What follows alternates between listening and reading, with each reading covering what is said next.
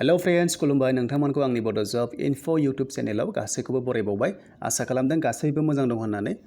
तो जोबोर मोजां खबर लाना फैदों रेलवेनि माखासे पोस्ट ओंखारदों नोंथांमोना एप्लाइ खालामनो हासिगोन दा बेवहाय एप्लाइ खालामनो थाखाय बेसेबां क्वालिफिकेशन थानांगौ आरो मिनिमाम मेक्सिमाम बेसेबां बैसो जानांगौ आं गासैखौबो होगासिनो दङ अफिशियेलि नटिफिकेशननि गेजेरजों जुदि नोंथांमोना चेनेलखौ मोजां मोनदोंबा लाइक खालामबानो जाबाय आरो लोगोसे साबस्क्राइब खालामबानो जाबाय तो लोगोफोर जोङो गोबाव सम खालामालासिनो थांदिनि अफिशियेलि नटिफिकेशनाव तो नोंथांमोनाहाय भिडिअखौ लारि लारि नायलांबाय थाबानो जाबाय आरो लोगोसे नोंथांमोनाहाय PDF फाइल नायनोबा डिटेल्सखौ नायनोबा नोंथांमोनाहाय डिस्क्रिप्शनाव थांनानै गासैखौबो डाउनलड खालामनानै नायनो हागोन डिटेल्सखौ तो जों थांदिनि गोबाव खालामालासिनो अफिशियेलि नटिफिकेशन नायदिनि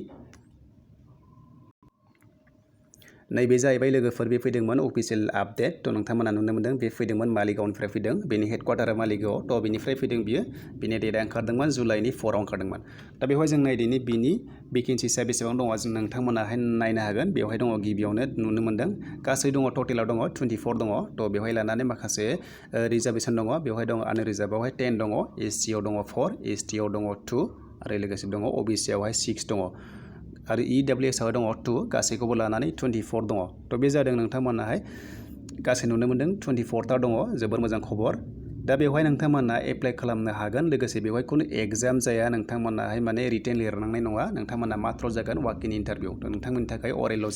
जागोन तो नोंथांमोना जोबोर मोजां तो नोंथांमोनाहाय बेवहाय अरेल होनो मोनगोन तो जोबोर मोजां खबर नोंथांमोनाहाय माने खुनु एग्जाम होनांनाय नङा आरो लोगोसे नोंथांमोनाहाय माने माखासे प्रसेस जोबोर खम जागोन तो बे जाहैबाय मोनसे टेम्परारि पोस्ट कन्ट्रेक्चुअल जागोन तो नोंथांमोना बेखौहाय कन्ट्रेक्ट मावनांगोन तो नोंथांमोननि थाखाय पार्मानेन्ट जब नङा बियो आरो दा बिनि पोस्टआ जाहैबाय नोंथांमोना नुनो मोनदों बिनि पोस्टनि नेमा जादों नार्सिं स्टाफ तो नोंथांमोना बेवहाय नार्सिंआवहाय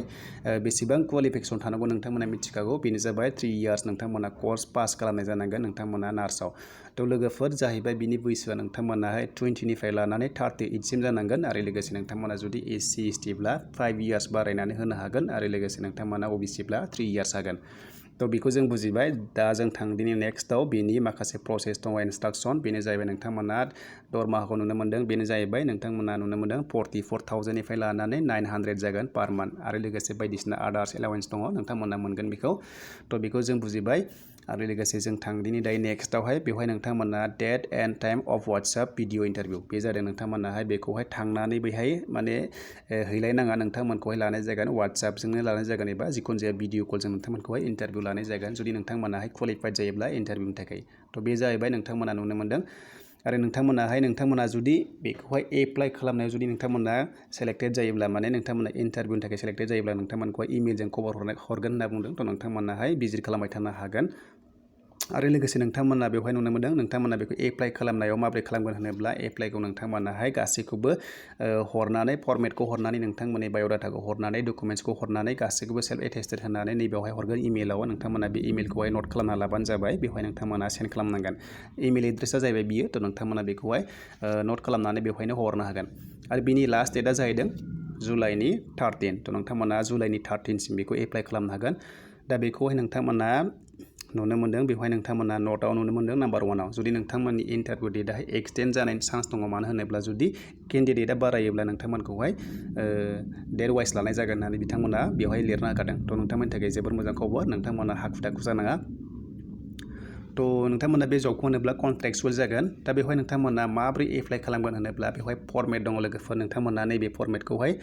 फिलआप खालामनानै हरनांगोन नोंथांमोना इमेलाव सेन्ड खालामनानै बेनो जाहैबाय बे फर्मेटाव नोंथांमोननि गासैखौबो डिटेल्सखौ लिरनांगोन आरो लोगोसे नोंथांमोना सिगनेचार होनांगोन फट' हरफानांगोन नैबेवहाय नोंथांमोना नुनो मोनदों बेवहाय सेल्फ एटेस्टेड होनांगोन फट' कपिसाव लोगोफोर तो नोंथांमोना बेखौ गोसोआव लाबानो जाबाय बेखौ स्केन खालामनानै नोंथांमोना आपल'ड खालामनांगोन इमेल एड्रेसाव तो बेखौ जों बुजिबाय तो बेखौ गासैखौबो होनानै नोंथांमोनाहाय सेन्ड खालामनांगोन आरो लोगोसे नोंथांमोननि एक्सट्रा माने क्वालिफिकेशन सार्टिफिकेट नोंथांमोना हरफानांगोन तो बेखौ जों बुजिबाय लोगोफोर जुदि नोंथांमोना बेखौ एप्लाइ खालामनोबा बेखौ इमेलाव हरनांगोन बे इमेल एड्रेसाव नोंथांमोना नैबे होखानायाव हरबानो जाबाय आरो लोगोसे बिनि लास्ट डेटआहाय दङ 13 जुलाइ तो नोंथांमोना बिनि गेजेरावनो बेखौहाय हरनांगोन तो लोगोफोर बेखिनियासो भिडिअआ जुदि नोंथांमोनाहाय भिडिअखौ मोजां मोनदोंबा लाइक खालामबानो जाबाय आरो लोगोसे चेनेलाव सोरबाफोर गोदानै फैदोंबा चेनेलखौ मोजां मोनदोंबा लाइक खालामबानो जाबाय आरो लोगोसे साबस्क्राइब खालामना लाबानो जाबाय तो आं लोगोफोर भिडिअखौ बेवहायनो फोजोबथ'बाय।